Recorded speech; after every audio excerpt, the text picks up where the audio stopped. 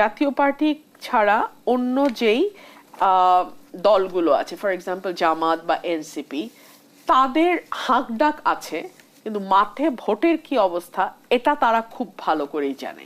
এবং তারা খুব ভালো করেই জানে যে জাতীয় পার্টি যদি নির্বাচনে যায়, ইট ইজ হাইলি লাইকলি যে তাদের ভোটের সঙ্গে আবার কিছুটা আওয়ামীপন্থী যারা তাদের ভোটও যুক্ত হবে। সো হয়ে জাতীয় পার্টি সংসদে আবার প্রধান বিরোধী দল হবে।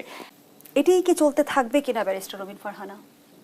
এটা তো খুব খুব আনফরচুনেট। ধরুন আমরা আগের হাসিনার সময় আমরা কি দেখেছি, বিরোধী দলের নেতাকর্মীদের বিরুদ্ধে একেবারে ভুয়া মামলা, হাজার হাজার মামলা, লক্ষ লক্ষ মামলার বিরোধী দলের নেতাকর্মীদের বিরুদ্ধে একই এজাহার, জাস্ট কপি পেস্ট করে নাম পরিবর্তন করে অজ্ঞাতনামা যুক্ত করে আসামিদেরকে ধরা হচ্ছে।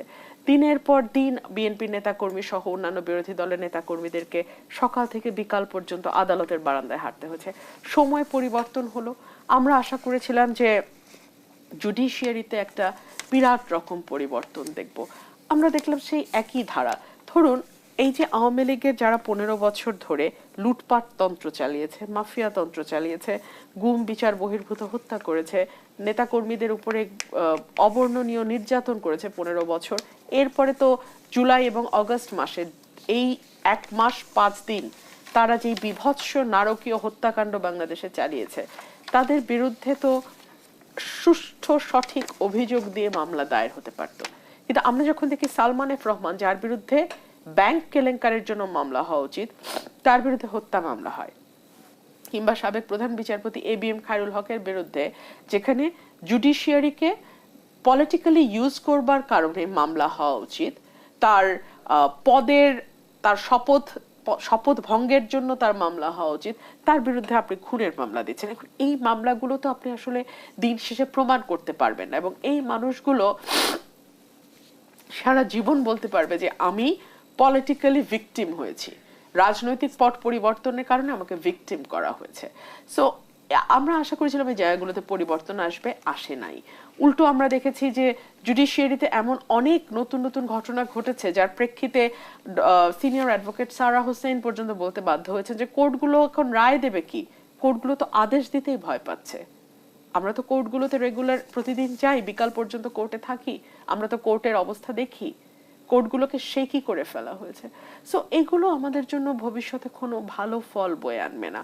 5ই আগস্টের পরে আমি অন্তত স্বপ্ন দেখেছিলাম যে একটা ঐক্যবদ্ধ বাংলাদেশ, একটা আইনের শাসনের বাংলাদেশ, চেরি পিকিং এর মতো পিক অ্যান্ড চুজ করে আইন কারোর উপরে প্রয়োগ হবে, কারোর উপরে হবে না, কারোর জন্য বিশেষ আইন হবে, কারোর জন্য হবে না, এই জায়গা থেকে বাংলাদেশকে মুক্ত করে আনতে।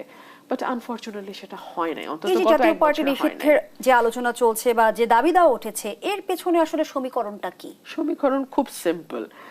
জাতীয় পার্টি ছাড়া অন্য যেই দলগুলো আছে, ফর এক্সাম্পল জামাত বা এনসিপি, তাদের হাঁকডাক আছে, কিন্তু মাঠে ভোটের কি অবস্থা এটা তারা খুব ভালো করেই জানে। এবং তারা খুব ভালো করেই জানে যে জাতীয় পার্টি যদি নির্বাচনে যায়, ইট ইজ হাইলি লাইকলি যে তাদের ভোটের সঙ্গে আবার কিছুটা আওয়ামীপন্থী যারা তাদের ভোটও যুক্ত হবে। সো হয়ে জাতীয় পার্টি সংসদে আবার প্রধান বিরোধী দল হবে। আমি কিন্তু এটা অস্বীকার করছি না বা জাতীয় পার্টিকে এই ডিফেন্ড করছি না যে 15 বছর জাতীয় পার্টি ক্রমাগত আওয়ামী লীগকে বৈধতা দিয়ে গেছে।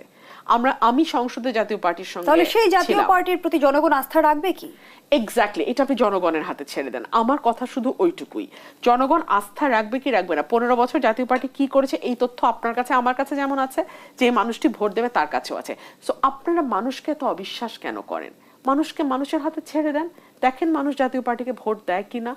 আইন কানুন করে আজ পর্যন্ত কোনো পার্টিকে নিষিদ্ধ, রাজনৈতিক দলকে নিষিদ্ধ করা যায় নাই। ধরুন জামাতকে নিষিদ্ধ করেছিল আওয়ামী লীগ, ফল হয় নাই। কিন্তু অন দি আদার সাইড আমি যদি মুসলিম লীগের কথা বলি, তারা কিন্তু তাদের কার্যকলাপ দিয়ে অলমোস্ট ভ্যানিশ হয়ে গেছে। আমরা কিন্তু আর কেউ জানি না মুসলিম লীগের কার্যকলাপ। একই ঘটনা ঘটবে, একই ঘটনা। আমি আপনাকে বলছি একই ঘটনা, এটা আমি ডে 1 থেকে বলে আসতেছি। আওয়ামী লীগকে আপনি এই যে কাগজে কলমে কাটাছেঁড়া করে নিষিদ্ধ করছেন না, এটা আওয়ামী লীগকেই আরো বেশি শক্তিশালী করতে আপনি সাহায্য করছেন।